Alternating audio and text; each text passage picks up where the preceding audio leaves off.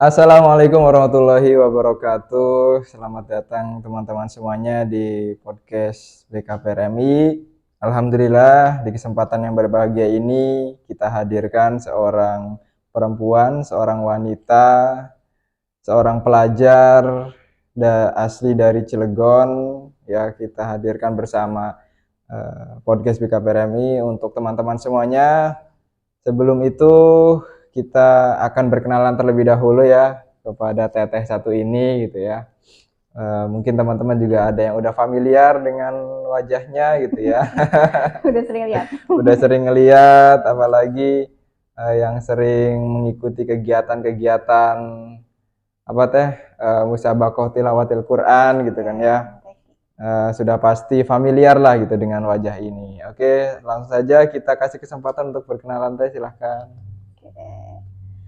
Terima kasih kepada Kak Wahyu. Assalamualaikum warahmatullahi wabarakatuh. Perkenalkan, Waalaikumsalam. nama saya Fira Amalia.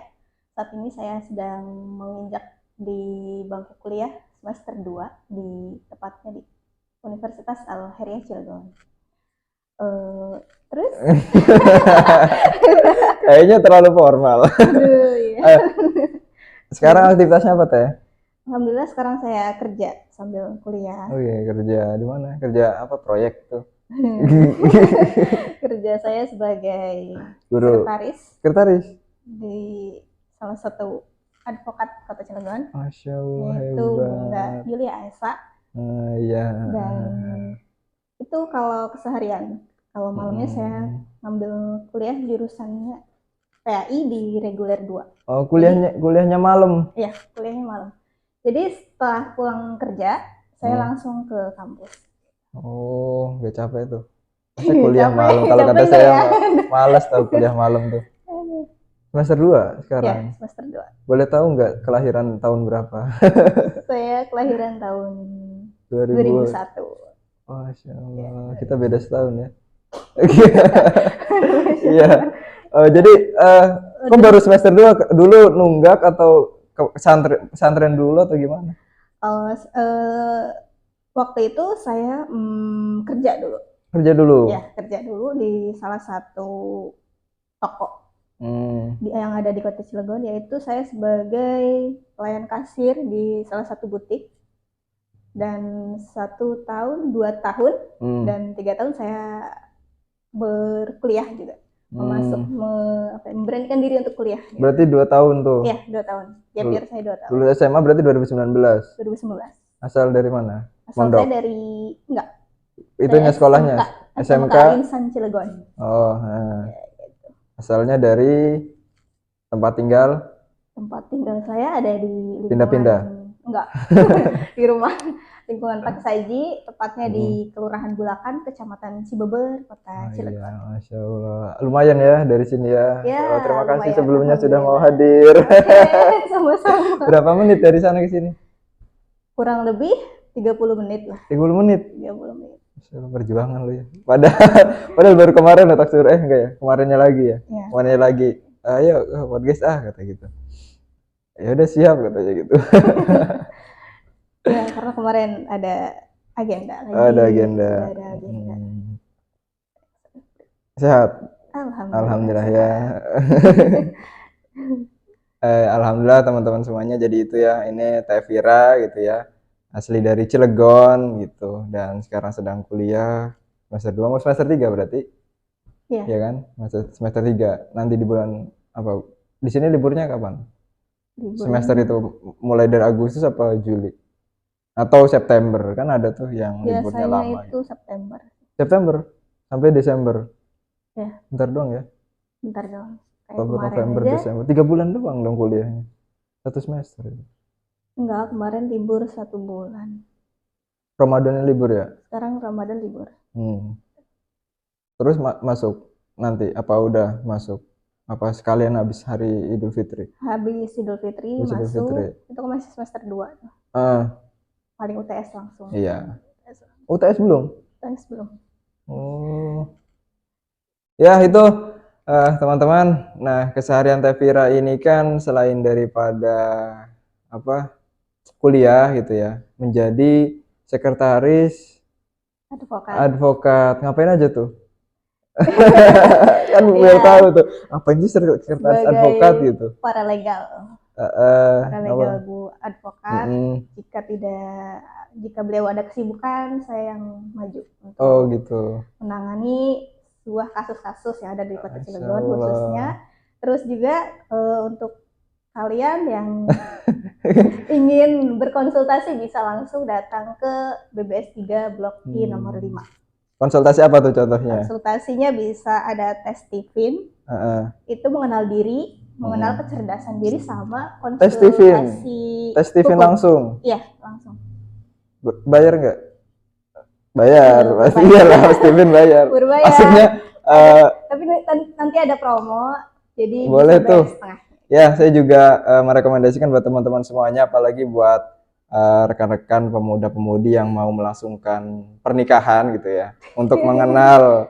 Iya, sekarang udah kayak gitu ya. Sekarang Tifin itu udah kayak menjadi syarat, meskipun gak wajib ya, hanya buat yang pengen aja gitu tuh, pengen keluarganya lebih harmonis gitu ya, lebih saling memahami gitu, karena biar tahu karakter masing-masing pasangan gitu, harus tes Tifin itu.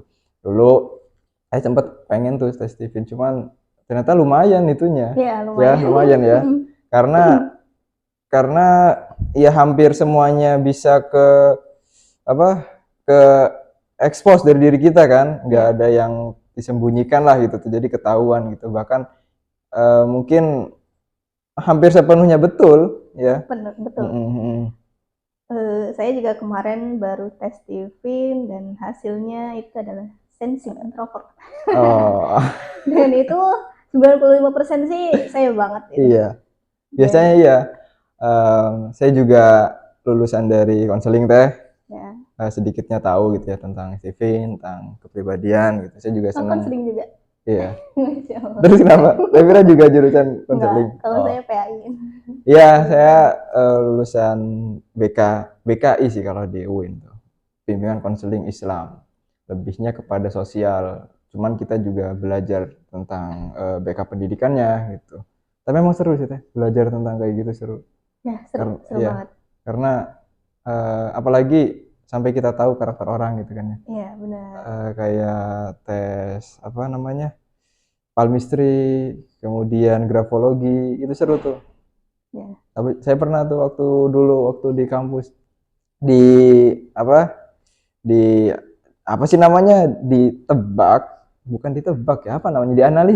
dianalisis palmistry gitu ya. Dan ternyata betul gitu tuh. Iya, ternyata betul, dan saya takut sama orang itu akhirnya.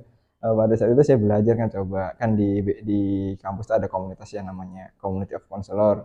Ikutlah di situ belajar itu ya, bagaimana menebak karakter dari garis tangan gitu kan, dari tanda tangan. Bahkan sekarang saya penasaran banget sama ilmu-ilmu kayak gitu, sampai saya beli kan beberapa buku-buku gitu tentang karakter, tentang kepribadian kayak gitu-gitu. Mengetahui karakter seorang lewat cara duduk gitu kan ya, lewat cara berbicara kayak gitu-gitu. Tapi kalau saya nggak berlaku kayaknya. Berbicara saya bisa buat-buat. Tapi waktu itu pas lagi ada yang ngetes gitu ya, ada yang tes, terus hasilnya keluar kan, terus beliau itu teman saya kan, beliau itu keluarnya feeling teh, introvert feeling gitu ya. Tapi ternyata kayaknya saya juga ke situ gitu, soalnya kayaknya hampir kita berdua tuh agak mirip gitu ya. Cuman ada yang bedanya dari diam agak sedikit berani, kalau saya mah bodo amatan gitu tuh. Berarti kayak extrovert dan introvert. Saya sih kalau saya yakini dengan pengetahuan saya yang selama ini saya dapetin, kayaknya masuknya introvert. Nyaman dengan orang yang udah dikenal aja, terus agak sedikit lebih lama beradaptasi. Ya, karena feelingnya adalah perasa. Perasa banget. Jadi buat Anda yang feeling itu perasa. Kalau sensing apa tuh? Sensing itu lebih ke, kalau mesin kecerdasan itu ngandalinnya otot, kekuatan. Otot? Ya. Jadi dia adu pancung menang Tevira berarti. Enggak juga. Jadi dia tidak gampang mudah sakit hati. Oh gitu. Ya, kalau dia sakit hati itu dia tidak pernah berdendam. Gitu. Oh, kalau saya dendam teh. Oh iya, kalau feeling, betul. feeling terasa. Kalau sensitif itu mau dia disakitin juga dia nggak akan berbalas balik gitu, tidak. Jadi dia hanya mengeksplor dirinya sendiri untuk jadi yang lebih baik lagi. Oh gitu. Dan teh Vira itu udah dicek ya. Saya jadi pengen cek.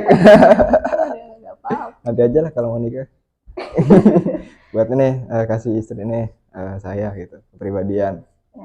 Iya. Apalagi ditambah saya kan anak pertama gitu. Anak pertama itu kan sangat luar biasa sekali itunya emosionalnya gitu tuh.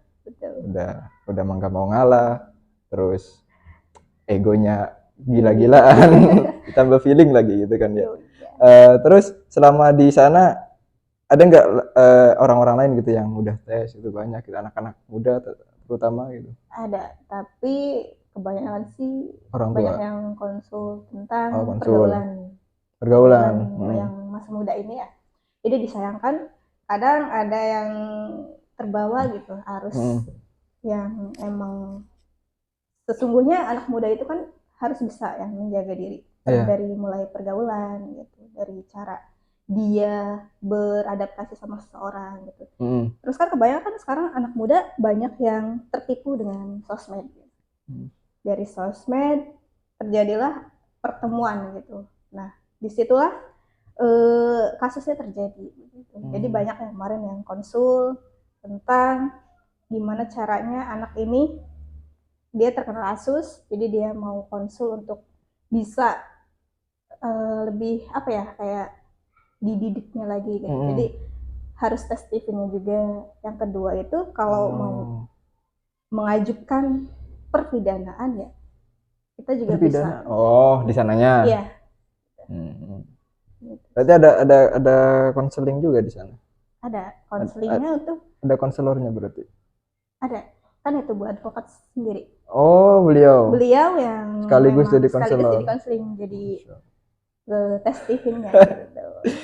Saya belum bisa disebut konselor. Bisa, udah. Belum. Saya aja ngangkat skripsi waktu itu pas ngangkat tindakan BK aja nggak bisa karena harus konselor asli gitu. Jadi kalau modelnya kayak saya itu boleh ngelakuin kayak konseling sebaya, konseling individual, terus bimbingan kelompok itu bisa. Tapi kalau nggak tahu ya konseling individu juga masih diragukan sih gitu. Kayak meskipun kita udah tahu ilmunya ya, tapi kalau secara profesional belum bisa gitu kayak kita buka praktek segala macam gitu. Tapi kalau untuk sekedar sama teman gitu ya, konseling individu, konseling kelompok, bimbingan kelompok, konseling sebaya itu bisa itu karena ya basic ilmunya udah tahu gitu. Tapi kalau untuk buka praktek gitu ya, ya kitanya harus eskons dulu. Iya, betul. Konselor harus ada gelar konselor gitu di belakangnya gitu. Nah, tapi seru di tempat kayak gitu seru. Seru sih. Passionnya di situ kali. Kalau passion menyelesaikan urusan orang lain tuh seru. Ya, karena dulu saya juga pernah bekerja di salah satu Kejaksaan Negeri Cilegon. Di situ saya jadi asprinya, seorang jaksa di bidang kepegawaian. Jadi pas saya mau explore itu, ternyata memang basic saya mungkin di situ. Cuma balik lagi kalau ditanya jurusan kenapa memilih PAI ya karena ya saya suka juga dengan PAI gitu. Tapi kalau lebih mendalami emang ke PAI. Kalau ke hukum memang saya suka. Cuma bisa dibilang itu di urusan duniawinya. Kalau di akhirnya ya ke PAI. Oh enggak, PAI juga dunia. Iya, cuma beda. Jadi begitu. Saya juga dulunya ngambil PAI pas di SPAN PTKIN itu PAI di UIN Malang, terus UIN Bandung, UIN Jakarta itu ngambil PAI dan gak ada yang keterima. Terus UMPTKIN PAI juga terima ke BK. UMPTKIN itu kan ada 2 kampus atau 3 sih itu, 2 atau 3 gitu. Yang pertama di kampus UIN Jakarta ngambil PAI. Terus yang di UIN Banten ini pilihan ketiga, makanya nggak dapet gitu. Karena katanya kalau di pilihan ketiga tuh di Banten ini kayak apalah gitu, nggak boleh gitu, harus pilihan pertama gitu. Saya pengen banget ngambil psikologi. Saya dari dulu sih senang-senang suka banget, suka. Makanya hati-hati kalau ngambil.